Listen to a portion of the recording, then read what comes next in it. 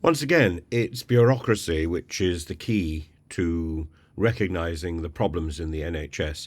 And the BBC have put out an article about junior doctors' places and how many graduates who are looking for placement have simply been put on a waiting list, and they have no idea. They have a vague idea of the area where they might be placed, but they don't know which hospital and which town, which city they're going to be working in, and so they can make no real plans for the next few months. It's absurd.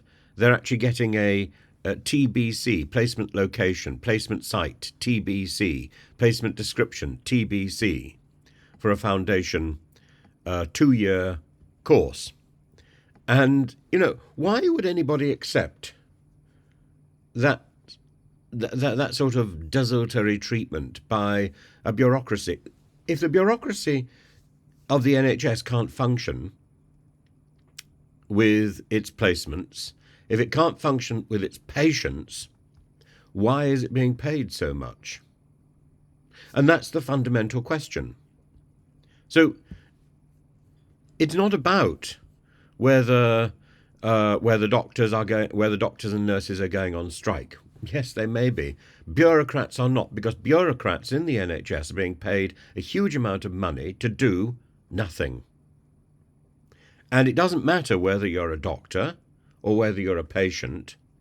You're going to roll into this bureaucratic nightmare at some point in your interaction with the NHS, whether that's in trying to access a GP appointment, whether that's in getting the wrong treatment when you go into hospital, whether that's in not having your papers available when you go into hospital, or whether that's the fact that the junior doctors who are supposed to be looking after you are not there because they haven't actually been assigned. It's all to do with bureaucracy, and I've been calling this out for a while. I've also been working quite closely with whistleblowers and with Doctors for Justice, and I am appalled at the level of chaos in the NHS.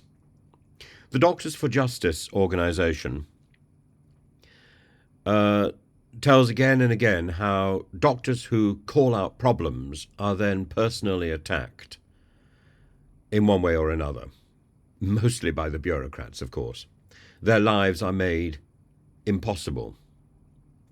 There are a few senior doctors, senior surgeons who are leaving or have left the industry, have retired, who are in a position, God bless them, to call out this mess without fear.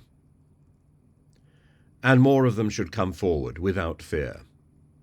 Because until we actually hear from these doctors, I know of about 1,000 who are suffering because they have tried to call out wrongdoing and chaos in the system.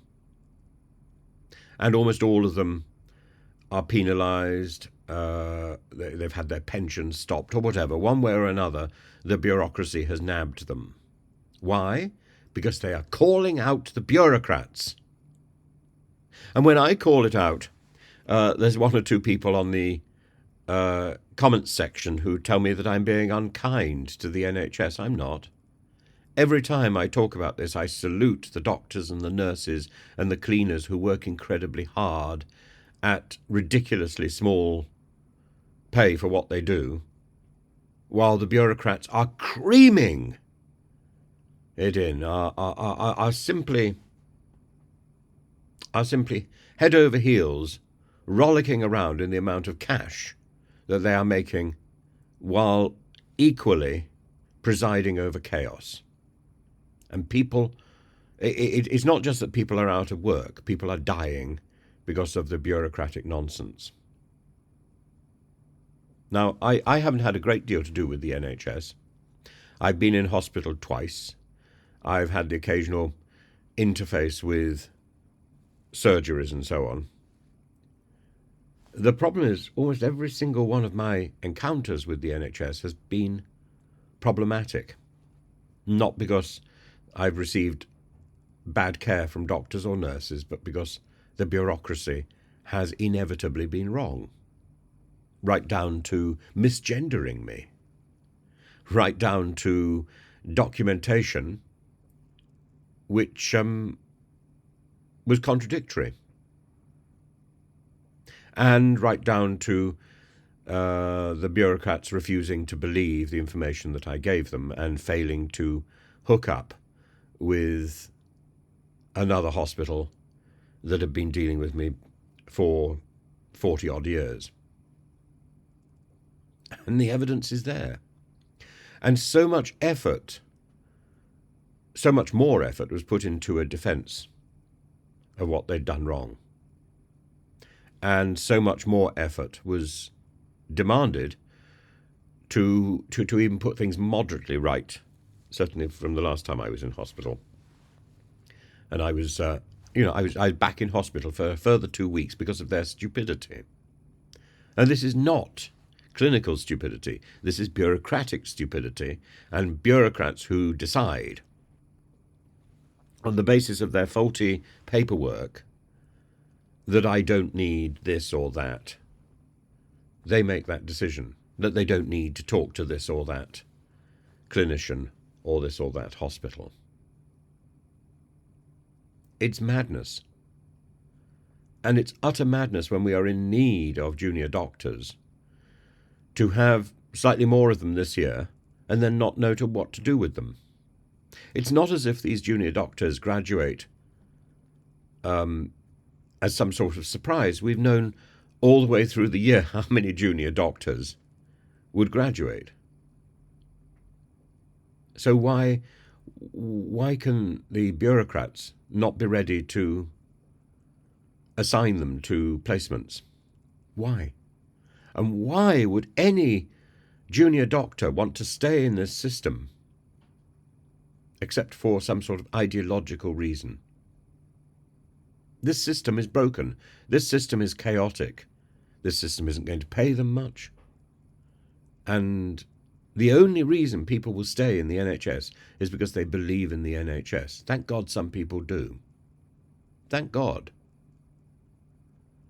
Because it's the only reason they're there.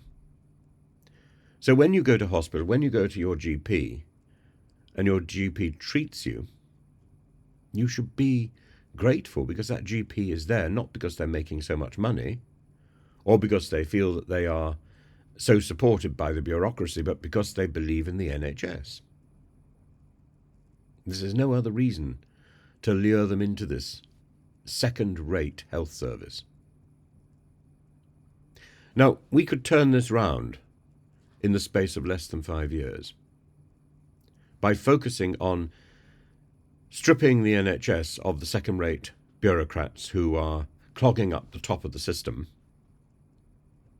and making sure that all computing systems are the same and that all paperwork flows through the same system, and that when you go to see your GP, that information is automatically in the hospital access and so on. We can make sure very quickly that this system works. But it requires a commitment from government. That commitment should be given by the Labour Party if it's going to manage and improve the NHS. It's not a matter of throwing more money at a chaotic system. It's a matter of overhauling that system. And that is more important than overhauling the education system. The education system is about getting more teachers into the vacant jobs.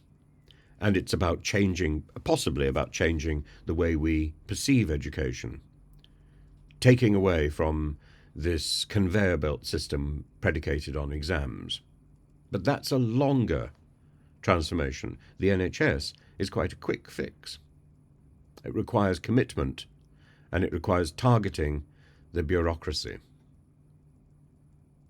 The teaching problem requires targeting the actual nuts and bolts, targeting the people who are doing the job.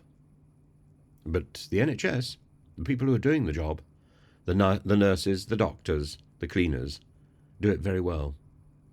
It's the bureaucrats who are letting it down.